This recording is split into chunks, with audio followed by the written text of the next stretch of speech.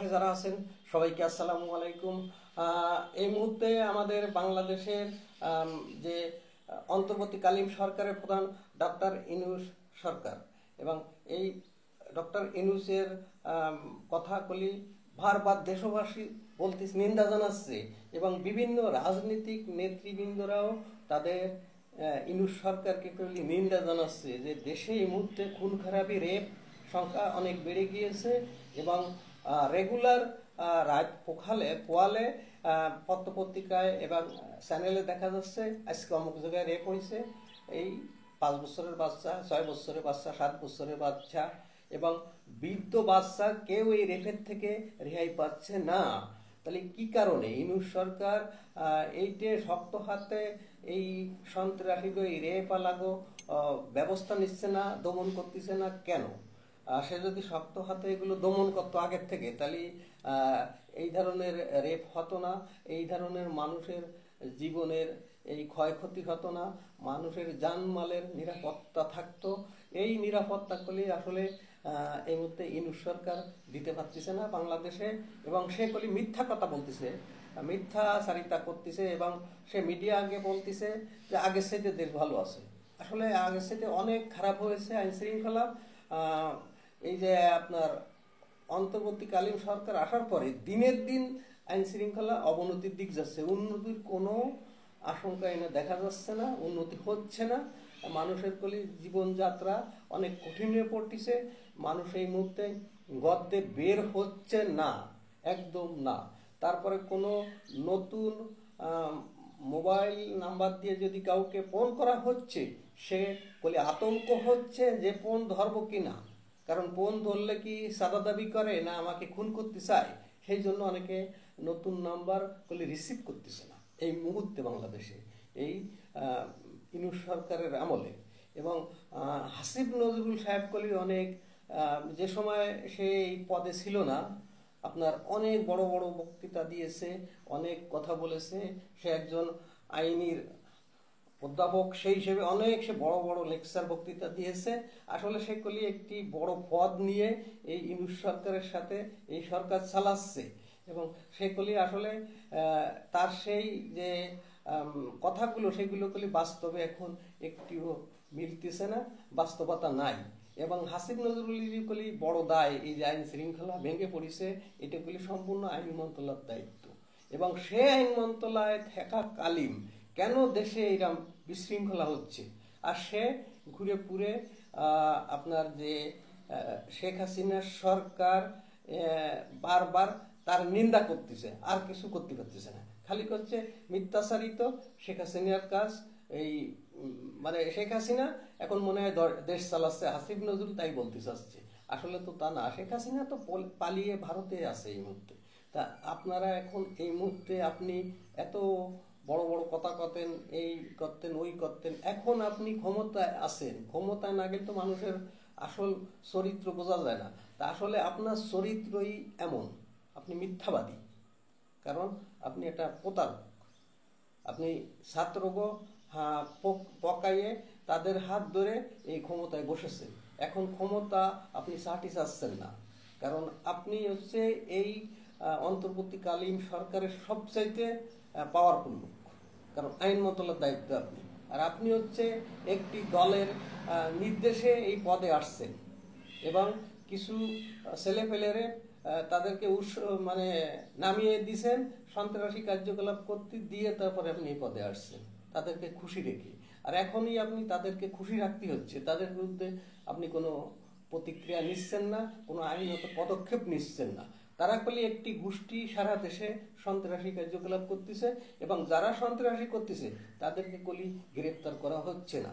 যারা সন্ত্রাসী করতেছে না, কিছু তাদের সেই ভালো ভালো লোক ধরে দল করার কারণে তাকেও গ্রেপ্তার করা হচ্ছে। এই মুহূর্তে স্বরাষ্ট্র মন্ত্রণালয় বলতেছে ডেভিল হাল চলতেছে, ডেভিল হানে ধরা হবে ডেভিল গো, মানে শয়তান গো। তা শয়তান কারা? যারা শয়তানি করে তাইগো ধরবেন, না যারা নিরীহ লোক তাইগো ধরতেছেন? কারণ এরা একটি গোষ্ঠীকে খুশি করার জন্য আর একটি গোষ্ঠীকে দমন করার জন্য এরা এই সরকারে আছে এই মুহূর্তে, তাই করতেছে। এবং দেশবাসীর কোনো উন্নতি হচ্ছে না, দেশবাসীর কোনো নিরাপত্তা এরা দিতে পারছে না। কারণ এই মুহূর্তে যদি কোনো লোক কারো বাসায় যায় কলিং বেল চাপলি করলে ওই লোকরা আতঙ্ক হয় যে কি ব্যাপার, কারা আসলো, মানে সন্ত্রাসী আসলো না চাঁদাবাজি আসলো না আমাকে খুন করতে আসলো। এইটাই মানুষ এই মুহূর্তে বাংলাদেশের মানুষ আতঙ্কিত আছে।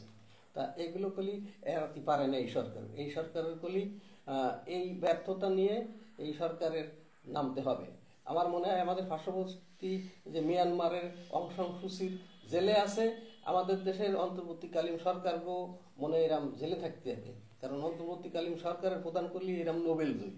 তো এই নোবেল জয়ী সারা পৃথিবীতে এই দুইজনই মনে হয় কোন ধরনের নোবেল জয়ী আল্লাহ জানে আর এরা জানে, কোনো লাজ শরম বলতে কিচ্ছু নেই। কারণ ডক্টর ইউনূসকে যেভাবে বিভিন্ন দেশবাসীতে গালাগালি করতেছে, বিভিন্নভাবে তাকে যেভাবে বলতেছে, তার কোনো যদি কাণ্ডজ্ঞান থাকতো তাহলে সে এই পদত্যাগ করে চলে যেত দেশ ছেড়ে।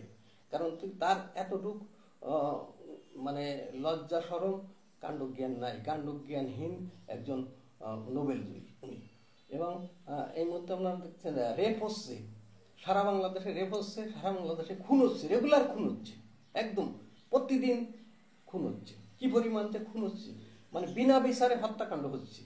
আপনারা দেখেছেন মসজিদের ভিতর লোক গিয়েছে, সেই জায়গায় খুন করা হয়েছে। তবে রাষ্ট্রপতি যে কথা বলেছে যে এই অন্তর্বর্তীকালীন সরকারের মতো এত দুর্বল সরকার এই সারা পৃথিবীতে আর নাই, তো সেই কথাটা বাস্তব বয়ান হচ্ছে, এটা সত্য কথা। এবং রাষ্ট্রপতি আরো কথা বলেছে যে আমি সেনা প্রধানকে বলবো এই মুহূর্তে দেশের আইন শৃঙ্খলা একেবারে অবনতি হয়েছে, রেপ হচ্ছে সারা বাংলাদেশে, এবং এইটা তুমি শক্ত হাতে এইটা দমন করো। এইটা আমাদের বাংলাদেশের যে রাষ্ট্রপতি মানে শাহাবুদ্দিন চুপ্পু, উনি এই কথাগুলি মিডিয়ায় বলতেছে যে এই মুহূর্তে সেনা প্রধানরে কলি উনি বলতেছে, নির্দেশ দিচ্ছে যে আইন শৃঙ্খলা ভেঙে পড়েছে, দেশ বাঁচাতে হলে আইন শৃঙ্খলা উন্নতি করতে হবে, কঠিন হাতে এই সন্ত্রাসীকে দমন করতে হবে। কারণ এই সরকার কলি এই সন্ত্রাসীকে উৎসর্গ করতেছে, তা না হলে সারা দেশে এরকম সন্ত্রাসী কাজ কিভাবে হয়।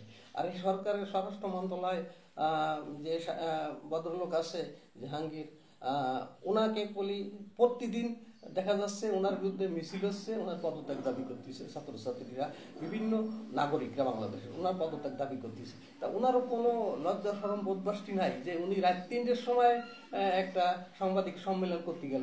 এটা কি আমাদের বাংলাদেশ স্বাধীনতার পরে মনে হয় এরকম কোনো সাংবাদিক সম্মেলন হয়নি যে রাত 3টের সময় কোনো স্বরাষ্ট্র উপদেষ্টা একটা সাংবাদিক সম্মেলন করে দিচ্ছে রাত 3টের সময়, দেখাচ্ছে দেশবাসীকে যে দেখো আমি দেশের জন্য কি করছি, আমি বোম পড়ি না। কারণ এগুলোর ওনার কোনো কথার স্পিড নাই। আসলে উনি একটা অ্যাবনর্মাল লোক, ওনারা দিয়ে এই স্বরাষ্ট্র মন্ত্রণালয় চলে না। এবং প্রতিটা লোক অদক্ষ, অযোগ্য, অক্ষম, মানে যেগুলো বেলুলেস সেইগুলোরে দিয়ে দেশ চালানো হচ্ছে।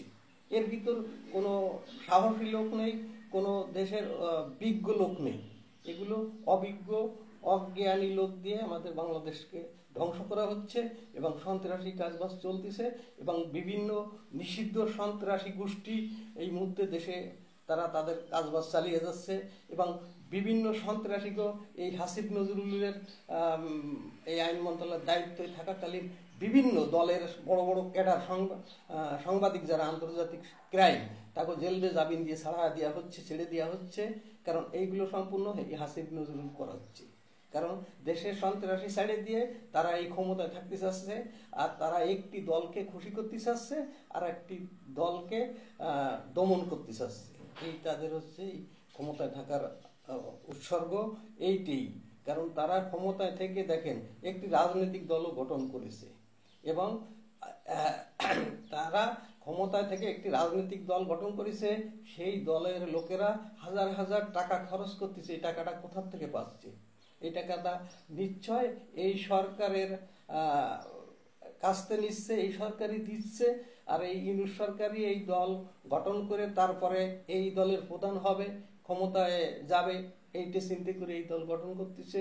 এই জন্য আমাদের দেশের কলি এখন এই মুহূর্তে এই অবস্থা চলতেছে। আসলে কলি আমাদের বাংলাদেশের অবস্থা খুবই খারাপ। এবং আমরা আমাদের দেশের যে সেনাবাহিনী, আসলে কলি আমাদের বাংলাদেশের সেনাবাহিনী অনেক শৃঙ্খলবদ্ধ এবং উশৃঙ্খল নয়।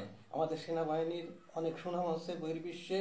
এবং আমাদের যে সেনাবাহিনীর ভিতরে একটি কুচক্রি মহল সেনাবাহিনী তো আছে, সেনাবাহিনীতেও দুটো তিনটে দল আছে। তাদের ভিতর আমাদের যে সেনা প্রধান, আসলে কলি উনি খুব ভালো লোক, উনি খুব ধৈর্যশীল লোক। উনি ধৈর্যর সাথে করলে সেগুলো পরিচয় দিচ্ছে ধৈর্যর। এবং সেনাবাহিনীকে নিয়ে করলে উনি অনেক মিটিং করে অনেক কিছু জানাচ্ছে এবং অনেক রেকলি নজরদারিতে রেখেছে সেনা ক্যান্টনমেন্টে। যারা মানে বাংলাদেশের স্বাধীনতার বিরোধী, তাদেরকে করলে নজরদারিতে রেখেছে সেনাবাহিনীর প্রধান ডক্টর ওয়াকারুজ্জামান, সেগুলি নজরদারিতে রেখেছে। এবং এই মুহূর্তে বাংলাদেশের সার্বিক অবস্থা একমাত্র সেনা প্রধানই এই মুহূর্তে শক্ত হাতে যদি দমন করে এই সন্ত্রাসীকে, তাহলে হয়তো দেশটা বাঁচবে, স্বাধীনতা অখণ্ড থাকবে এবং আমাদের সার্বভৌমিক ভালো থাকবে, আমাদের দেশবাসীও ভালো থাকবে যদি সেনা প্রধান এই মুহূর্তে কঠোর হাতে এই সন্ত্রাসীকে দমন করে। আসলে যারা সন্ত্রাসী করতেছে তাকে দমন করা হচ্ছে না, তাদেরকে মানে না ধরে ভালো ভালো লোককে ধরা হচ্ছে, কারণ তাদের অপরাধ হচ্ছে তারা রাজনীতি করে, এই জন্য তাকে ধরা হচ্ছে। আর যারা সন্ত্রাসী করা হচ্ছে তাদেরকে গ্রেপ্তার করা হচ্ছে না। সেই জন্য বাংলাদেশে সন্ত্রাসী বাড়তিছে, রেপ বাড়তিছে, খুন বাড়তিছে, বিভিন্ন মানে দলের ভিতর বিভিন্ন গ্রুপিং হচ্ছে, হয়ে মারামারি কোপাকুপি হানাহানি হচ্ছে। সারা দেশে কেমন একটা লুটের রাজ্যতা চলতেছে, এটা রেপের রাজ্য চলতেছে আমাদের বাংলাদেশে। এই মুহূর্তে সেনাপ্রধানের দায়িত্ব, উনি কঠোর হাতে দেশটাকে শাসন করুক, তাহলে হয়তো আমাদের বাংলাদেশটা বাঁচবে। বাংলাদেশ, খোদা হাফেজ।